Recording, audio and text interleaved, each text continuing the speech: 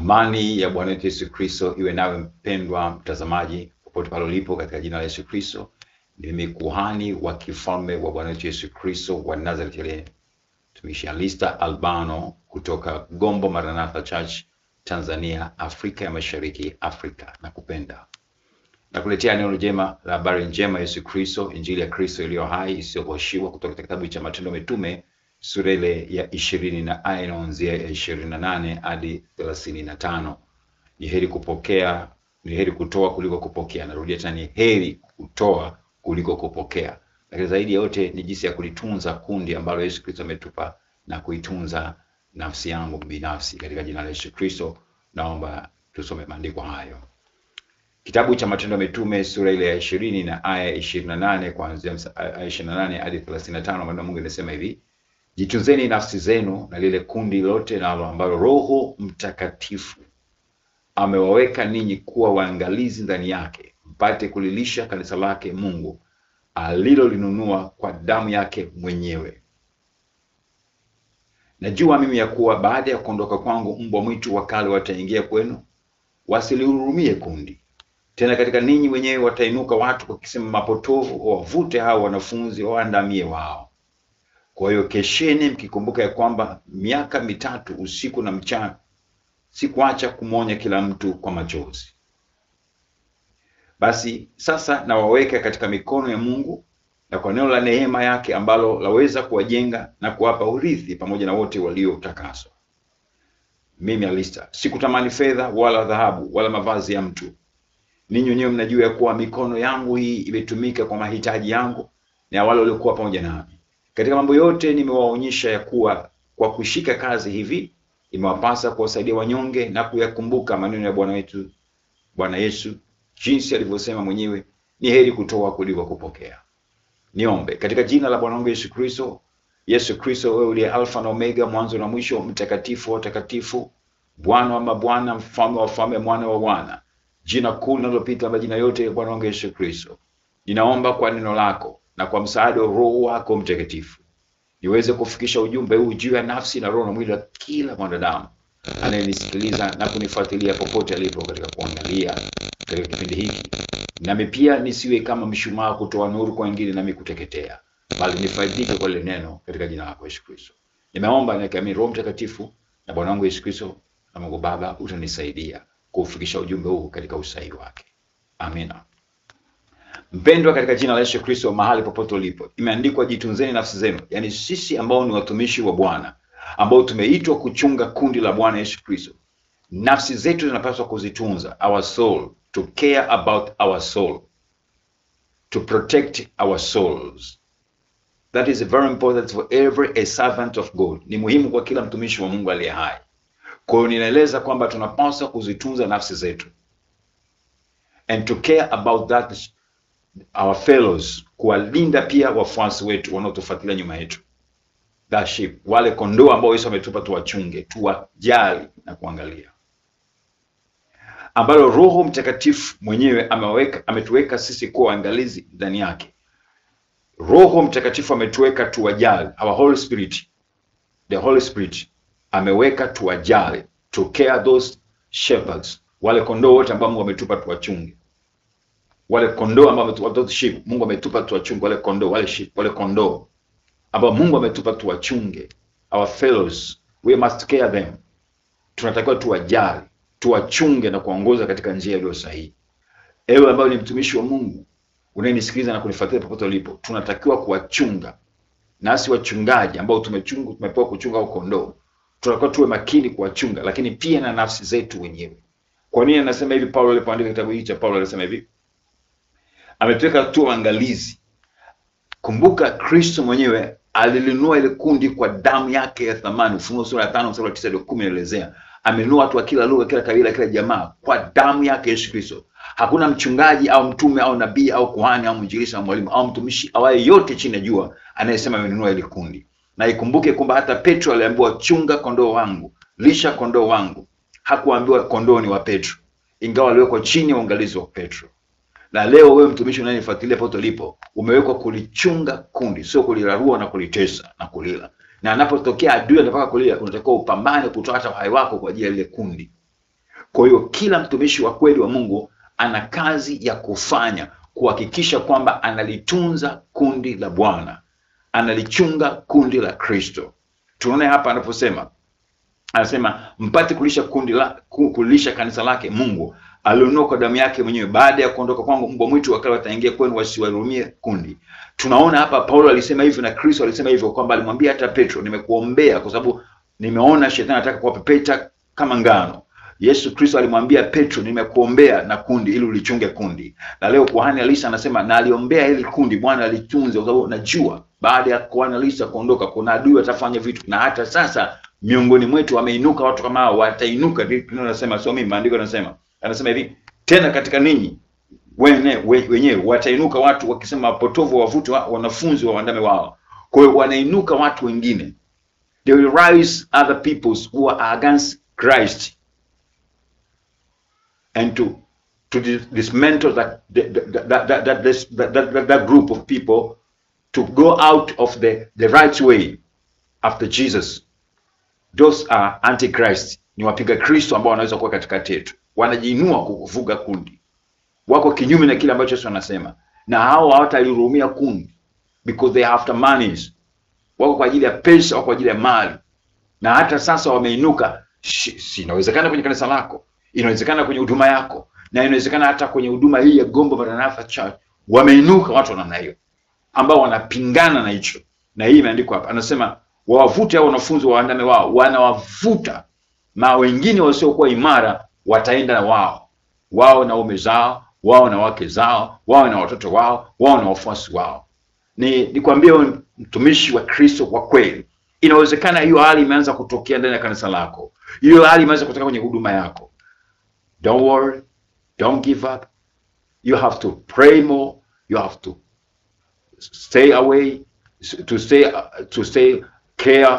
Unatakiwa uamke, uwe makini, stay awake, usilale, uombe, ukeshe, utafute huyo Mungu katika roho na kweli, umaanishe kutoka ndani.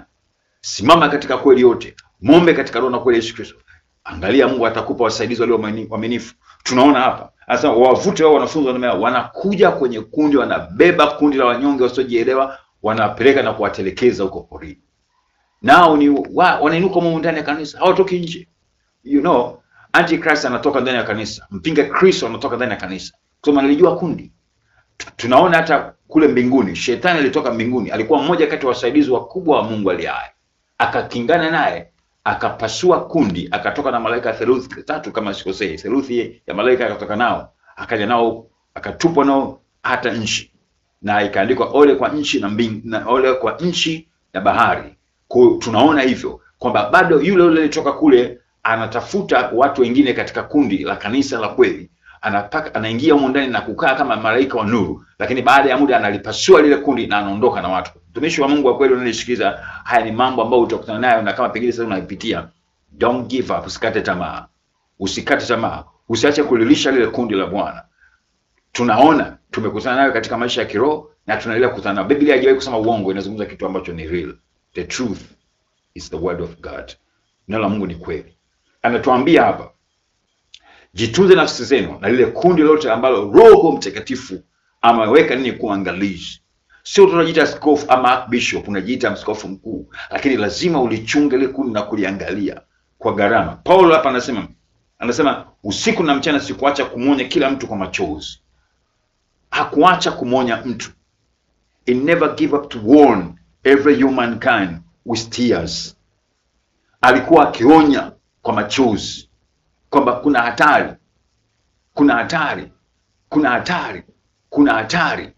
Tunaona hapa katika mstari wa 32 anasema aya 32, basi sasa nawaweka katika mikono ya Mungu na kwa neno la neema yake ambalo laweza kuwajenga na kuwapa urithi pamoja nao waliotakaswa.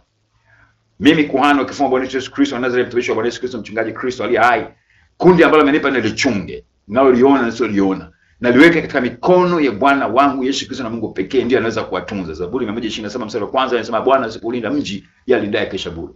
Bwana asipojenga nyumba jenga wafanyakazi bure. Kwa hiyo nakwambia na mtumishi ambaye unapita mahali unashangaa kundi limepasuka, kuna maneno ukizungumza wakusikilize, kuna vurugu, kondoo wameanza kuwa wao ndio wachungaji, wanataka kuchunga mchungaji. Usikate tamaa. jua tayari kuna machafuko yameingia ndani ya hilo, kwa sababu hiyo ni hali inatokea. Ni hali inatokea kawaida kabisa. Ni jambo la kawaida kutokea katika kundi, na hasa ukiwa umesimama katika roho na kweli, ukiwa umesimama katika misingi ile ya kweli, ujue kwamba wewe ni wa thamani. Changamoto zinazotokea zimetokea kwa Moses au Nabii Musa, akina Kora, Dathan wakasema na sisi tunajua kuomba, na sisi tunaweza kutoa mapepo kama ilikuwa tunasema wakati huo, tunaweza kuongoza kundi, wewe ni nani? Wakapasuka pale. Kristo naye kuna mahali alifika, wakakondeo, wakamwambia sisi tunakwenda kwetu, tumechoka na wewe. Na Petro akauliza, na wewe unakwenda nao? Akasema tuende wapi kwako wakati kuna uzima? Yesu naye alimkuta. Yesu ni mwana wa Mungu na ni Mungu mwenyewe. Alikutana na huo mpasuko, kutoka kwa wanafunzi 70 na kitu akabaki na 12. Wewe ungeweza kuchunga ile kundi? Unaogopa nini? Don't fear a shepherd of God. Usiogope mtumishi wa Mungu. Usiogope mtumishi wa Mungu. Usiogope mtumishi wa Mungu. Never fear, never worry. Wherever you face any circumstance, unapokutana hali yoyote mbaya isiyoeleweka, usikate tamaa, usiogope. Simama, stand firm and fight against the wicked spirits. Pambana na hizo roho chafu zinazofuatilia katika maisha yako. Popote ulipo, usikate tamaa, usiogope chochote. I have to tell you the truth, never fear, never worry. Tunapozungumza haya mambo tunakutana nayo, tumekutana zaidi ya miaka kadhaa. Leo tunaendelea kwenda na tunasema hatutakata tamaa. Wanaweza wakakutoa na unabii, wanaweza wakakusema vibaya kwamba ulifanya hivi, ulifanya, na bahati mbaya ukijikwaa mahali katika ulimi au katika kutenda, wakagundua chembe ya dhambi yako na dhaifu unao, ndio inakuwa madhabahu ya kukupigia kila leo. Naongea na mtumishi wa Mungu, kuna mahali umefika unapita katika hali kama hiyo, usikate tamaa. Popote katika taifa na nchi au bara unaloishi, usikate tamaa. Usikate tamaa. Tuendelee. Asema basi mstari wa 33, sikutamani fedha wala dhahabu wala mavazi ya mtu. Sikutamani fedha wala dhahabu wala mavazi ya mtu. Leo kuna watumishi wanatamani fedha, dhahabu na mavazi na mali zingine, ikiwemo magari na ndege na vitu vile vya nasa na majumba ya kifahari.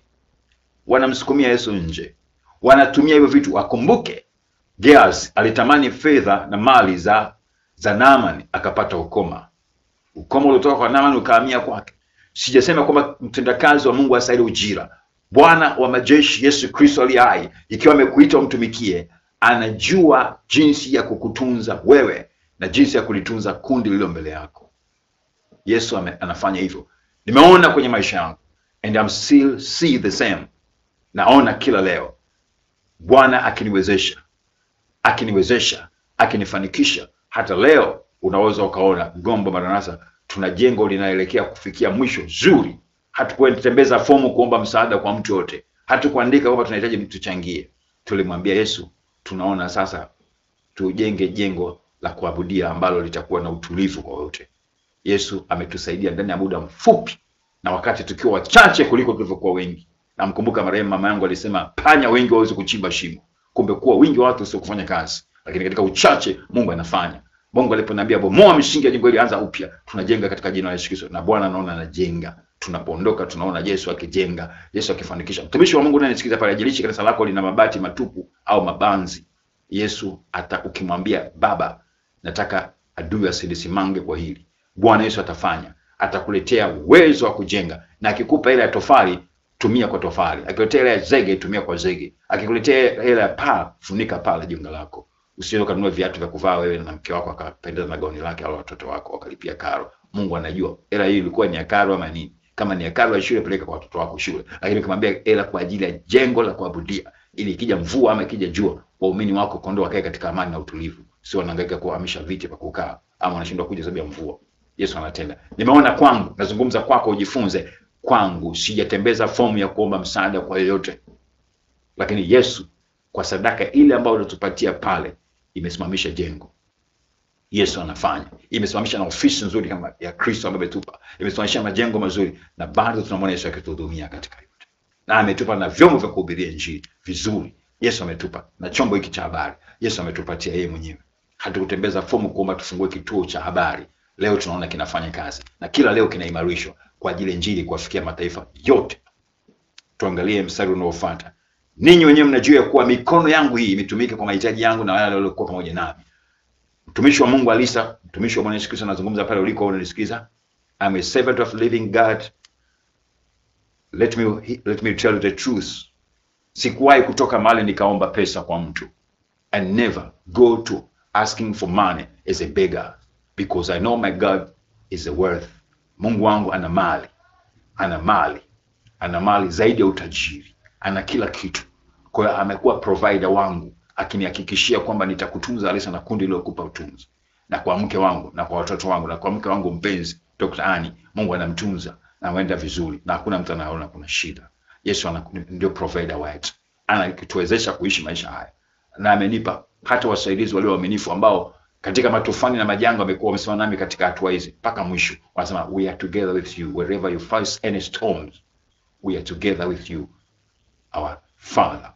Bwana Yesu apewe sifa. Unaweza kuwa na walimu wengi lakini baba ni mmoja. Na wakati wa tufani ndipo utapokuwa. Namkumbuka tena marehemu mama yangu mzazi aliponiambia, ukitaka kujua mahali unaishi kuna watu salama, ukihamia tengeneza kibanda cha nyasi afu piga moto afu piga yowe usiku. Uone watakuja wangapi kukusaidia. Ukiona wajali ujue hapa pafai kukaa. Ukikaa na kumtegemea Mungu, wakija wale watatu hao ndio watu ndio majirani zako. Kwenye tufani ndipo utakapojua ndugu yako wa kweli ni nani, jirani yako wa kweli ni nani. Tumishi wa Mungu, hapo unakopita usikate tamaa. Huyo aliyekukimbilia ndio ndugu wa kweli. Ingawa kuna mwingine anaweza kukimbilia wakati moto unawaka anakuja na debe la petroli, ujue huyo anakuja kukumalizia. Hajaja kuzima moto, kuja kuchochea, hakutaki ukae pale. Lakini Mungu ikiwa amekutuma ukae mahali pale kwa ajili ya injili yake Kristo, haijalishi kuna hali ngumu kiasi gani, haijalishi kuna mazingira, kuna changamoto za namna gani, usikate tamaa.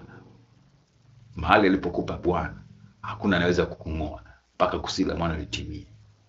Amen. Anasema kwa mikono yangu hii imetumika kwa mahitaji yangu. Mimi kuhani ukifanya Bwana Yesu Kristo, mtumishi wa Bwana Yesu Kristo, mwanafunzi wa Yesu Kristo, nimetumia mikono yangu kuhakikisha napata mkate wangu wa siku na kuhakikisha nalitunza kundi la Bwana, nje ya kutegemea sadaka za madhabahu, kwa sababu bado watu ufahamu wa sadaka haujaweza kujengeka kwa walio wengi. Watu wako tayari kupeleka fedha kwa waganga wa kienyeji, wako tayari kupeleka fedha kwa marehemu, wako tayari kupeleka kwa mizimu kuliko kupelekea kwa watumishi wa Mungu, kwa sababu hawajui jinsi ya kumtolea Mungu. Na Mungu hatahitaji hela nyingi kutoka kwako, kidogo tu. Umepata 10,000 kampa 1,000, hauna shida. Umepata hizo katoa shilingi zako, unatoa kwa ajili ya Bwana. Wako tayari kupoteza hela nyingi kwa ajili ya matibabu maeneo ambayo wangeweza kumtolea Mungu. Hayo maradhi na magonjwa yote yangesingewasogelea katika maisha yako. Wangejua, kama wangejua. Mimi naizungumza, nimejua. Na waheshimu madaktari, na waheshimu wauguzi. My wife, she's a doctor. I respect her. Na mheshimu. Sio kama nasema hawana kazi, wanazo. Kuna vitu ambavyo Mungu anaruhusu twende kwa madaktari, watatuhudumia. I respect them. Unaweza kwenda kwao ukahudumiwa nao. Viko vitu ambavyo matabibu wamepewa kutuhudumia sisi wanadamu. Na kuna vitu ambavyo Mungu anaweza kutosheleza na kila kitu. And they know them. Na sisi tunajua, tunaheshimiana, kila mmoja yuko kwa ajili ya mwingine. Kidole hichi kina kazi yake, kina kazi yake, kina kazi yake, kina kazi yake, kina kazi yake. Vyote vina kazi yake. Hata vyombo vya dola vinatuhitaji na sisi tunawahitaji wao. Serikali ziliko duniani zinazohitaji na sisi tunawahitaji. Tuna ushirikiano nao wote, tunaangalia wapi ambapo wamekwama watatuhitaji sisi na sisi tunawahitaji wao. Kwa hiyo kila jamii inamhitaji mwingine. Jambo la kuheshimu madaktari, jambo la kuheshimu madereva, marubani, manaoza, wakulima, wafugaji, wafanya biashara, wawekezaji, makundi mbalimbali tunatakiwa tuheshimiane na kupendana na kujua kwamba wewe uko kwa ajili ya, kwa sababu kila mmoja ni mtumishi wa Mungu. Viongozi wote, watendakazi wote ni watumishi wa Mungu. Kila mtu anamtumia mwenzake. Lakini nakataa kwamba kupitia utumishi wangu wa Kristo kila siku nibuni aina sadaka na miradi ya kishetani kuwadanganya watu hii ni ya Mungu wakati ni ya kwangu. Njaa hizo za kutembea kupitia utumishi wa Mungu mimi kwangu ni marufuku kabisa. Tuendelee. Anasema ile aya ya 35. 35 naweza kurudi sasa. Ninyi wenyewe mnajua ya kuwa mikono yangu hii imetumika kwa mahitaji yangu na ya wale waliokuwa pamoja nami. Ndio ilivyokuwa. 35. Katika mambo yote nimewaonyesha ya kuwa kwa kushika kazi hivi imewapasa kusaidia wanyonge na kuyakumbuka maneno ya Bwana Yesu Kristo jinsi alivyosema mwenyewe, ni heri kutoa kuliko kupokea. Yes. Unakuwa umebarikiwa unapotoa. You better give than receive. That is the lifestyle that Jesus showed us how to do in our life, how to live in this society, on our planet. So you must know that it's better to give than to receive. Ni heri kutoa kuliko kupokea. Sasa kuna watu wana mikono mirefu wanataka kupokea. Kwa hiyo kuna watumishi pia wako namna hiyo, wanatengeneza mazingira ya kupokea. Hao imani yao imeishia pale ni kwa hila, na wengine pengine kwa kutokujua. Wanasema mtumishi anataka hiki. Kwa hiyo kila siku kuna ibada za kishetani, ibada za ubunifu, mikakati ya kubunibuni ili wapate fedha. Mimi nazungumza na mtumishi wa kweli ambaye ameitwa na Yesu Kristo kama mimi pia, usitengeneze ibada hizo. Mungu anakujua, kwa sababu ukiangalia katika kitabu cha Yeremia sura ya kwanza, nadhani sura ya kwanza, ni watu hakikishe nisizungumze kitu ambacho hakipo, kwa sababu bila ninayo hapa, tuangalie nisitoke nje ya neno la Mungu. Napenda sana kutembea katika neno la Mungu. Nikwambie siri ambayo itakusaidia wewe kesho na milele. Angalia Yeremia sura ya kwanza, tukiangalia ule mstari wa 4 na wa 5. Neno la Bwana lilinijia kusema, kabla sija kuumba, manake katika tumbo nalikujua. Manake Kristo Yesu na Mungu Baba kabla hajaniumba mimi kuhani Alista kwenye tumbo la mama yangu ambaye hayuko tena leo, na kwenye kiuno cha baba yangu alinijua from heaven, kutoka mbinguni. Alafu anasemaje? Kabla hujatoka tumboni nalikutakasa, nimekuweka kuwa nabii wa mataifa. Kwa nini Mungu anasema hivi? Ina maana kwamba mimi Alista kabla sijaumbwa, Mungu alishajua aenda kuumba kiungo hiki, kiumbe huyu anaitwa Alista, huyu mwanadamu atakuja kuwa mtumishi wangu. Haijalishi nimepita kwenye music, haijalishi nimepita kwenye film, haijalishi nimepita kwenye maigizo, haijalishi nimepita kwenye matangazo, haijalishi nimepita kwenye utangazaji wa vyombo vya habari, haijalishi nimepita kwenye kulima, haijalishi nimepita kwenye kuchimba madini, haijalishi nimepita kwenye kuogelea, haijalishi nimepita kwenye martial arts, haijalishi nimepita kwenye boxing, haijalishi nimepita kwenye weightlifting, haijalishi nimepita kwenye mambo mbalimbali unayofahamu, mengine sijayataja hapa duniani. Lakini kule kunapoteza tu muda wangu. Kumbe mimi Mungu alikwisha kunitakasa kutoka kwenye tumbo la mama yangu ili nimtumikie Yesu Kristo. Na wewe unemtumikia Yesu Kristo, kama unajua kwa nini unamtumikia Yesu Kristo, ujue Mungu alikuita huko. Lakini kama ulijipeleka huko kwenye kazi ya utumishi wa Mungu, utafika mahali utakwama tu. Utakwama na hilo kule nyuma yako utalipeleka jehanamu. Lord, nalo litakwama. Lakini aliitwa na Mungu, haijalishi majanga, haijalishi matufani, haijalishi makwazo, haijalishi vizuizi, yeye anang'ang'ana tu, tutafika. Mbaki wangapi? Mmoja, tutafika tu. Mara amekuja wawili, mara 11, tutafika tu. Kwa sababu najua aliyenituma kufanya kazi. Tunakosea, tunapapasa, tunafanya dhambi, kama tunaanguka kwa sababu tulikotoka kwenye asili, lakini hatufurahi kutenda dhambi. Hatufurahi kufanya mabaya. Tunafurahi kufanya yale mazuri kwa sababu Mungu anasema kutoka kwenye tumbo, fikia kwenye tumbo la mama yangu alinitakasa. Kwa hiyo ninapo kwenye tumbo la mama kulikuwa kuna uchafu. Kama alikuwa ni mshirikina ni yeye, kama alikuwa ni mchawi ni yeye, baba yangu alikuwa ni mlevi ni yeye, kama alikuwa ni mkatili ni yeye. Kwa hiyo nilipoingizwa kwenye tumbo la baba yangu, tumbo la mama yangu, nilitakaswa. Kwenye tumbo la mama yangu nilitakaswa. Na nilipozaliwa kuna vitu vikakutana tena vile. Nilipolia siku ya kuzaliwa, malaika nilisema, hii ndio naenda kuishi. Nikaona kitu ambacho sio. Kwa hiyo nazungumza katika jina la Yesu Kristo ya kwamba Yesu amenisafisha na kunitakasa yeye ili nimtumikie. Kwa hiyo niko kumtumikia katika roho na kweli katika jina la Yesu Kristo. Mtumishi wa Mungu ananisikia popote ulipo, usikate tamaa, usiogope, usikate tamaa na magumu. Tunaona hapa alinijua ili niwe mtumishi wake, nitumike shambani mwake, nitumike kufanya kazi yake, niupeleke injili kwa mataifa yote. Haijalishi kuna makundi mengine yanayopambana na kazi ya Kristo, yanayozuia kazi ya Kristo. Anaweza kuwa mke wako kama ilivyokuwa kwa Ayubu, akamwambia usimkufuru Mungu tu ufe ili utoke kwenye mateso. Fikiria Ayubu aliambiwa na mke wake aliyekuwa anamtegemea kwamba amkufuru Mungu afe. Mwanadamu hawezi kufa kama Mungu hajaruhusu. Bwana Yesu asifiwe. Nami nazungumza katika roho na kweli. Haijalishi unapita mahali gani, haijalishi unapita mahali gani, I will never give up to preach the gospel of the living God Jesus Christ in my life from now to the eternal life.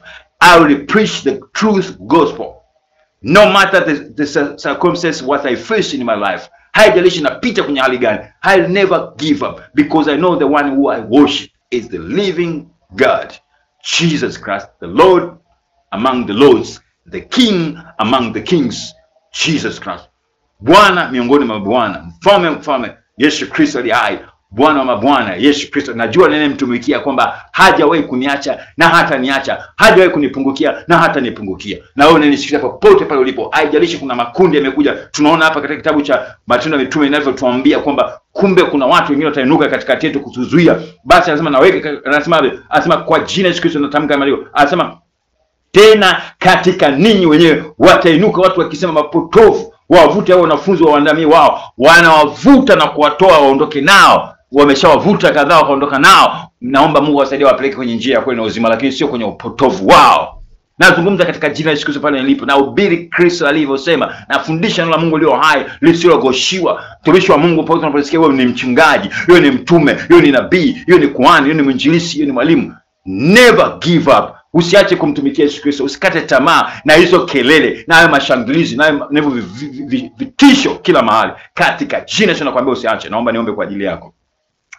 Mungu Baba, Mungu Mwana, Mungu Roho Mtakatifu, katika jina la mwana Yesu Kristo aliye hai, mimi kuhani kwa Bwana Yesu Kristo anazikali, ninaomba Bwana, umesema katika maisha yangu nijitunze nafsi yangu alisa na ile kundi ambalo Bwana Yesu amenipa, nami na katika Yesu naliweka kundi hili mikono mwako. Mungu Baba, ulinunua kwa damu yako ya thamani, ulilinde. Wewe mwenyewe unaweza kulilinda, kuliepusha hata wale walioporwa, walioibiwa na au waliokuja kuwachukua nafsi zao na roho zao bila. Bwana, wakumbuke kabla wajafa, waweze kujua nani baba wa kweli, nani mwalimu wa kweli, nani mtumishi wa kweli. Wakarudi kama alivyorudi yule mwana mpotevu, akasema Baba, ni makosa, nimerudi kwako ili niishi katika maisha ya ushindi. Mungu Baba, Mungu Mwana, Mungu Roho Mtakatifu, kwa jina la mwana mpendwa Yesu Kristo, ninawakumbuka kivyovyote popote walipo, ninaomba kwa ajili yao, naombea ulinzi. I pray for them to be protected with our Lord Jesus Christ wherever they are. In Jesus name, katika jina Yesu Kristo naombea ulinzi. Naombea ulinzi na amani kutoka kwa Yesu Kristo. Naombea katika jina Yesu Kristo popote katika dunia hii, katika mabara yote, katika nchi zote. Mimi kuhani kwa Bwana Yesu Kristo aliye hai, kuhani kufanya kutoka Gombo Maranatha Church, narudia tena, kuhani wa Bwana Yesu Kristo, Bwana wetu Yesu Kristo, Alista Albano kutoka Gombo Maranatha Church, Tanzania, Afrika Mashariki, na kuombea amani ya Yesu Kristo. Siache kumfuata Yesu Kristo, siache kumtumikia Yesu Kristo, usipoteze nafasi hii. Neema bado ipo, Yesu Kristo anakuja. Ndio maana magumu yanatokea. Yesu yuko njiani anakuja. Yesu yuko njiani anakuja. Hakukute ukimtumikia, hakukute ukitumika shambani mwa Bwana. Popote utakapokuwa, mwakilishi Yesu Kristo katika amani ya Yesu Kristo. Amen.